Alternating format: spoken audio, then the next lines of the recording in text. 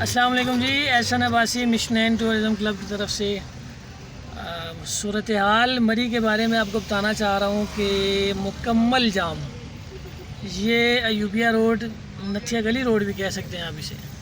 Abbott آباد road بھی کہہ سکتے ہیں آپ اسے، اور مسلسل پچھلے 20-25 منٹ سے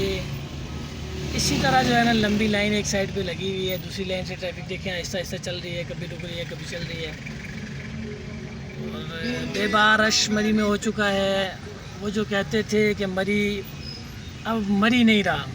ان کے لیے یہ پیغام ہے کہ اس بات کو ذہن سے نکال دیں، کیونکہ مری ایک برانڈ ہے،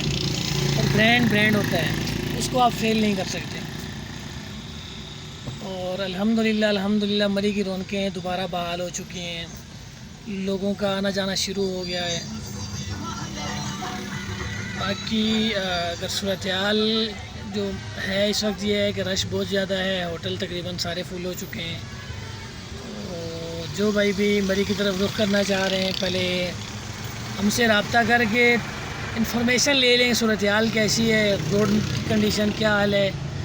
کہیں ٹریفک جام زیادہ تو نہیں ہے، خواری ہو سکتی ہے نہیں ہو سکتی۔ ہم انشاءاللہ ہر طرف سے آپ کو بہترین اپڈیٹ دیں گے اور آپ کے سفر کو آسان کریں گے۔ یہ ایوبیہ روڈ پہ باڑیاں کا بازار آتا ہے، باڑیاں کے بازار سے نیچے یہ مکمل ٹریفک بند ہے ایک سائڈ سے، جو کہ ابھی آگے کالی مٹی تک ہو سکتا ہے، یا ہو سکتا ہے اس کو بھی کراس کر دیں ہم۔ 2-2.5 کلومیٹر تقریباً 2 سے 2.5 کلومیٹر مسلسل روڈ بن جا رہا ہے، اور کیا کہتے ہوتے ہیں جم غفیر امڑ آیا ہے مری کی طرف۔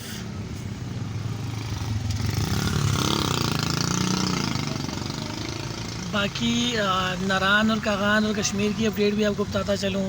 کہ رش اس طرف بھی بہت زیادہ ہے۔ جو لوگ ناران کا رخ کرنا چاہتے ہیں ان کے لیے یہ گزارش ہے کہ اپڈیٹ لے کے نکلیں، کیونکہ ادھر تو پھر بھی آپ 2 گھنٹے یا 3 گھنٹے ہو سکتا ہے